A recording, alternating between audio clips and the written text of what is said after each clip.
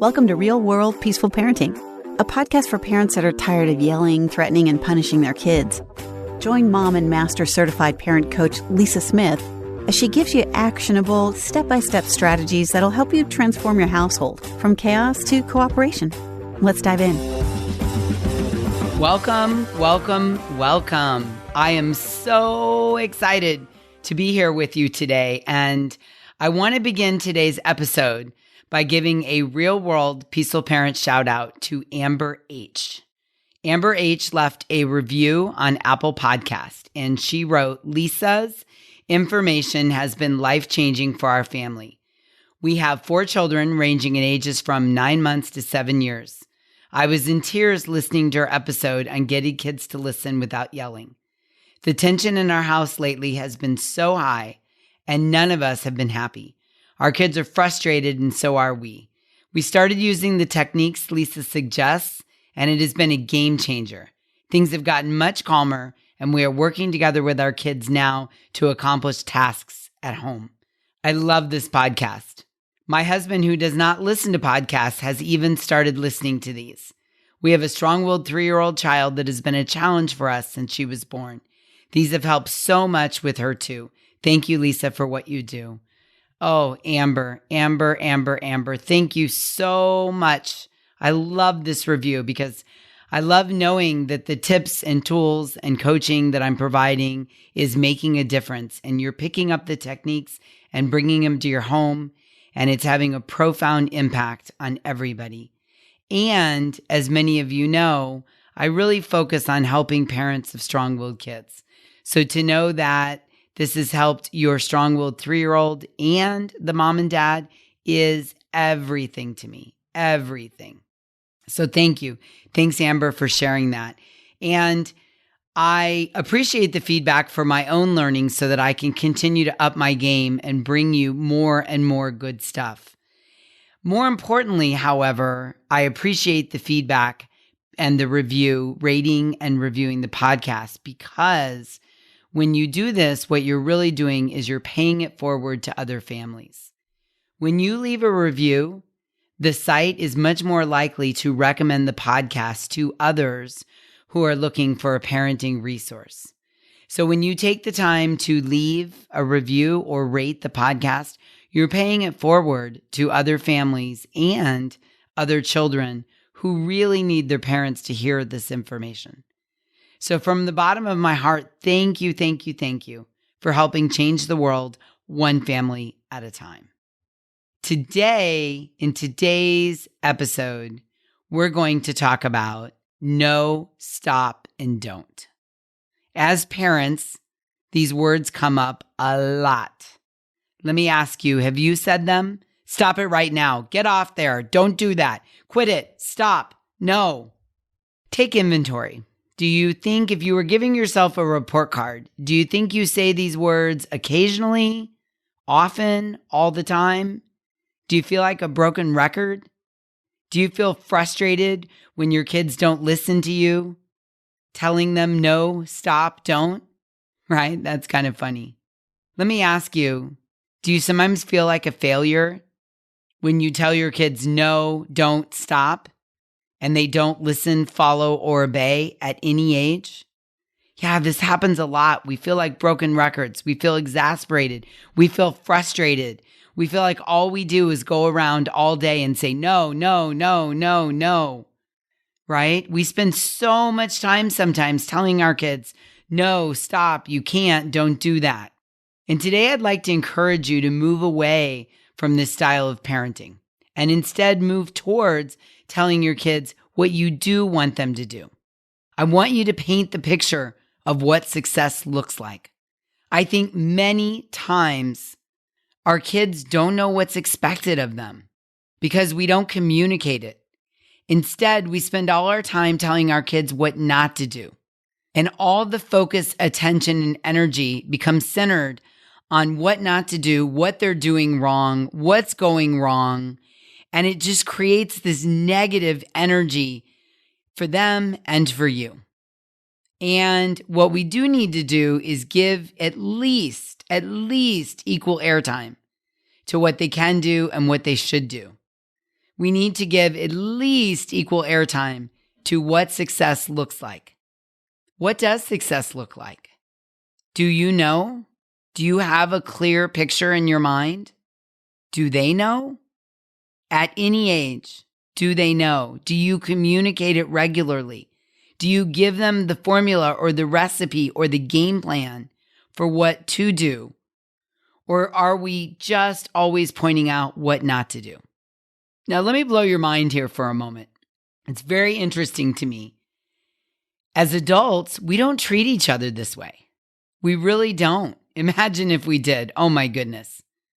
Imagine if your boss talked to you this way, always telling you, maybe even yelling at you, stop, no, don't. If your boss was always focused on what you did wrong. Imagine if you had a job where no one ever told you that you did a good job or were successful.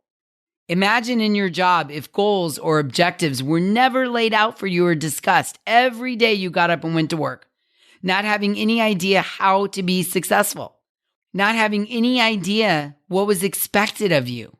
Instead, your boss just yelled at you or punished you every time you did something wrong, right? It's crazy. It's crazy to even imagine that. Or maybe you have a job where every time you proposed an idea or tried something, your boss just said, no, stop, don't. But nothing else. Nothing. It wouldn't be very fulfilling and you probably wouldn't work there very long, right? I mean, it makes me laugh, chuckle just to imagine it. Well, as a kid with an underdeveloped brain, our kids are navigating the world. They're learning and they're working to become an expert at things. They're building their 10,000 hours in. And many, many, many times, they have no idea what success looks like. And as parents, we play a critical role in this. A critical role. I cannot emphasize this enough. You have a choice. You can be your kid's critic, or you can be their coach.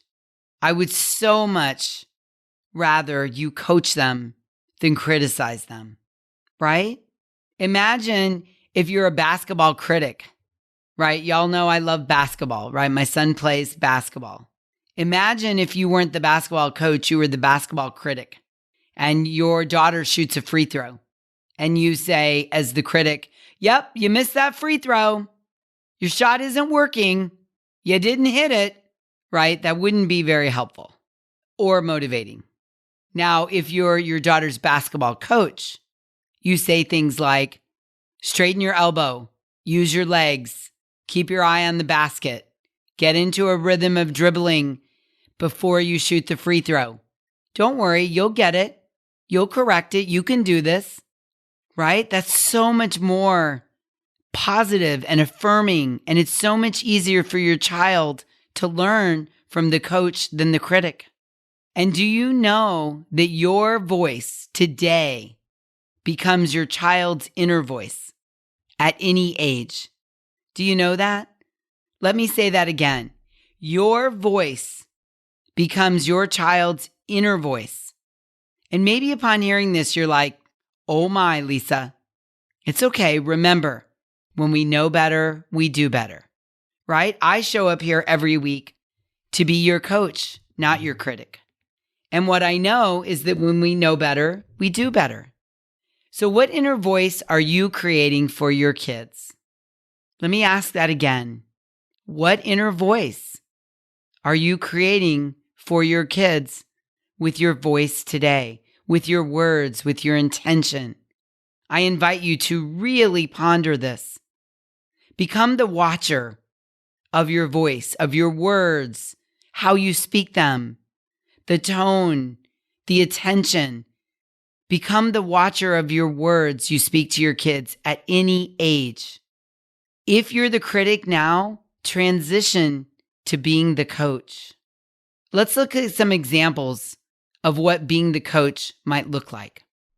Let's say your kid is crawling all over you at your other kid's basketball game. Instead of saying something like, stop it right now, get off me, sit down, you might say, I can see you want to touch me. How about you touch my arm? Yeah?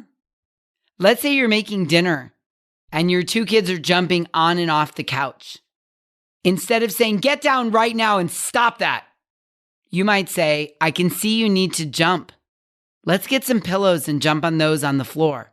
Or let's jump from room to room around the house like a bunny rabbit. Let's say your 2-year-old has a habit of throwing dinner on the floor when she's all done eating. Instead of saying, "Cut that out, quit that, stop it right now," you might say, "Hey, instead of throwing your food off the tray, just say all done." Yeah? Let's say your little boy is sitting at the kitchen table and coloring, and you notice that he's decided to color on the table. Instead of saying, "Don't do that, stop it right now," you could say, "I see you want to color. Let's color on paper, because then we can hang it up and keep it forever. And it doesn't hurt the furniture." Let's say one of your kids is hitting the other. Instead of yelling, "Stop hitting, do it again and you're going to your room," you could say, "Hey, I see you're trying to get your brother's attention. How about you wave your hands or say his name?" Or you could say, "Hey, instead of hitting, you can say, 'Can you help me, Daddy? Can you help me, Mommy? Can you help me, brother?'" Right? You're coaching. You're directing them to what you do want them to do rather than focusing on what they're doing wrong. Here's a good one. Let's say your 4-year-old is crying about getting in the swimming pool at swim lessons. Instead of saying, "Don't be afraid, get in the water," you could say, "You're safe. You're completely safe. I promise you. I'm right here."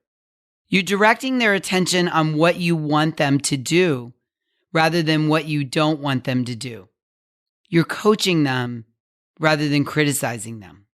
Oh, so good. You can also affirm their better choices afterwards. "I appreciate when you ask for help rather than hitting. In this family, we color on paper instead of furniture.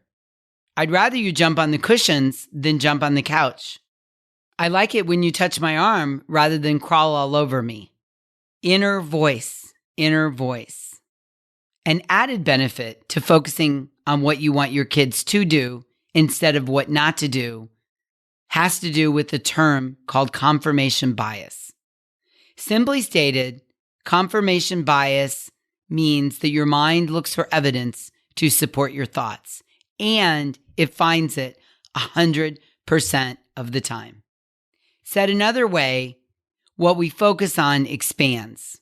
When we focus on what our kids aren't doing, all we notice is all the things our kids aren't doing. When we focus on directing our kids what to do, suddenly we start focusing on all the things they are doing. Another way it expands is when you're focused on no, don't, and stop. You're much, much, much more likely to get frustrated and react. The mind looks for the mistakes. Again, it's called confirmation bias, and I'm going to dig into this much more in future episodes. But what I want you to remember is where you focus expands. So if you're always focusing on what your kids aren't doing, your mind is going to always find evidence for what they aren't doing. If your mind focuses on the future and what you want them to do, the mind will look to the things they're getting right.